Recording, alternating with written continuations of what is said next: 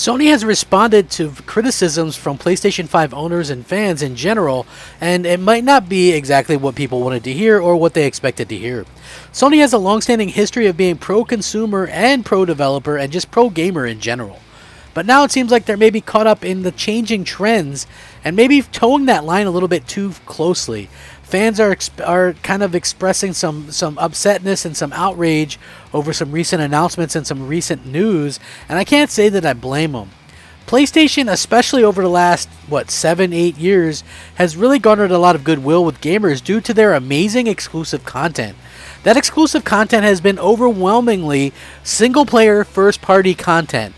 And the reason why that's gone over so well is because while Sony doubled down on that type of content, other publishers, even developers of third-party ways, went out of their way to sort of go out and not make single-player games anymore.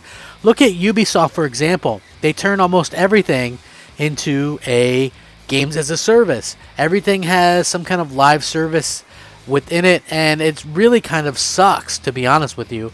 You look at Microsoft, and a lot of their stuff is games as a service.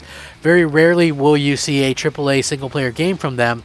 In fact, it's been quite a few years, and Starfield obviously will come out this year. But still, look at like in terms of the big platforms. I know Nintendo is different, but I'm talking about big single-player games. It's rare to get those. We don't get those as often as we used to. Sony excels at them, and now they've made sort of an announcement that kind of is ticking people off. I want to get into it, though, because it should be a good video. Hey, everybody, I'm Crap Gamer, and of course, this is Crap Gamer Reviews, your home for gaming news, opinions, reviews, and much more. You'll probably notice some changes around here, but you know what? That shouldn't stop you from giving us a like, and possibly even consider subscribing if you haven't already done so. I really appreciate anyone who takes their time out of their busy schedule to spend some time with me in one of my videos. Please like the video if you do. It helps the channel be seen, and it helps it to grow as well. It's really fantastic to see so many awesome people support the channel. I know it's not what it once was, but I'm hoping to kind of grow it back, and it would really be appreciative if you guys would recognize some of the work that I put in and just like the videos. I don't think that's asking too much. So with that being said, I did want to get into this. I felt like it is a very, very interesting topic because Sony themselves have kind of gone out of their way to talk about this and sort of respond. And you know what? I just thought it was a very interesting take by them.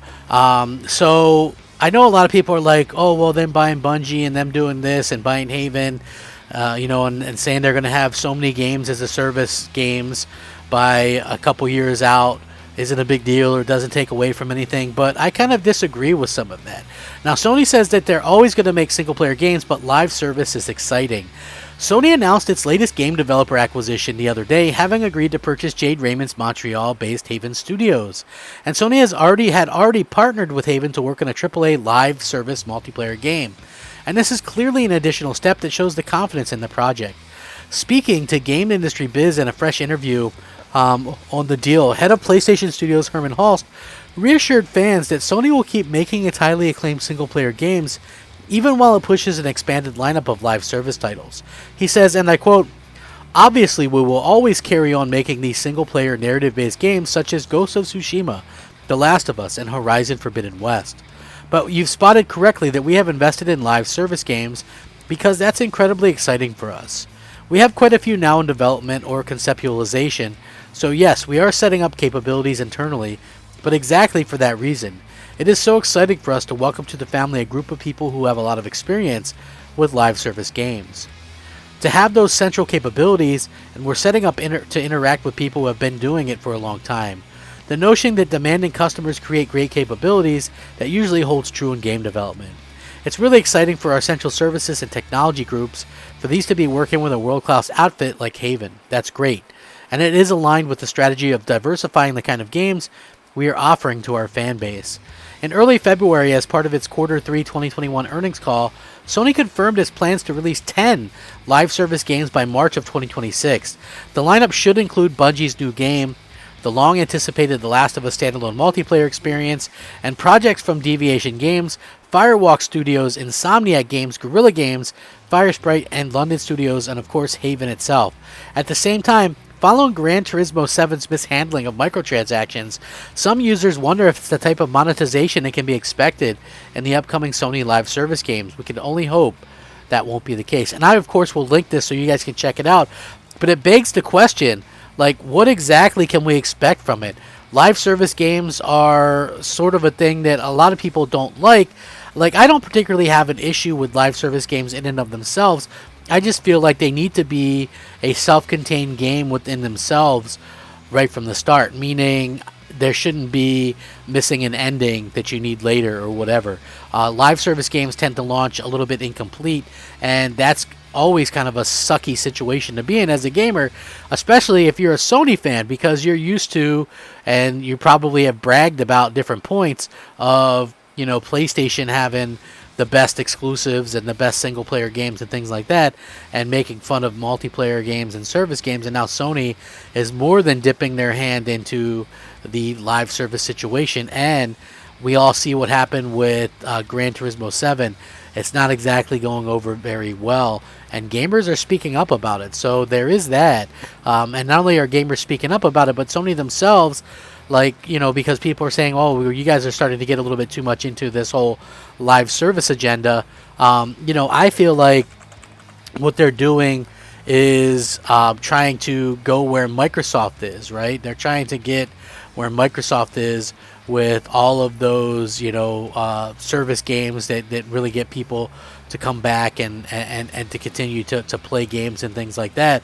But not every game needs to be that. Not every game needs to, you know, have some kind of hook to get people to want to go back to it or whatever. And I feel like that's a big problem, you know, for Sony at this particular time, is they're so used to doing something else. And then when we see something like this happen, you know, it's just really unexpected and maybe a little bit unfortunate. So I don't know. I find it to be a little bit unfortunate, and I find it to be a little bit like I'm a little bit hesitant to really jump on this and go, you know, this is really a this is really something that honestly is a bit of a bummer, and I hope that we see something different. You know, I hope it doesn't cut into what they're doing already with the single player games. I know everybody says it won't, but saying is one thing, doing is something else, you know. I don't know. I really think that it's going to be interesting to see how this kind of plays out. And I know a lot of people have a lot of different takes on this kind of stuff. Like I said, if you want to diversify things, I get that. But at the same time, Sony, you're known for doing these amazing single-player games that even third parties aren't doing anymore. So I think it behooves you guys to really go out there and, you know, make things that keep your fans happy. You know, it just seems like 10 service games is a little bit too much, competing with each other over a short period of time.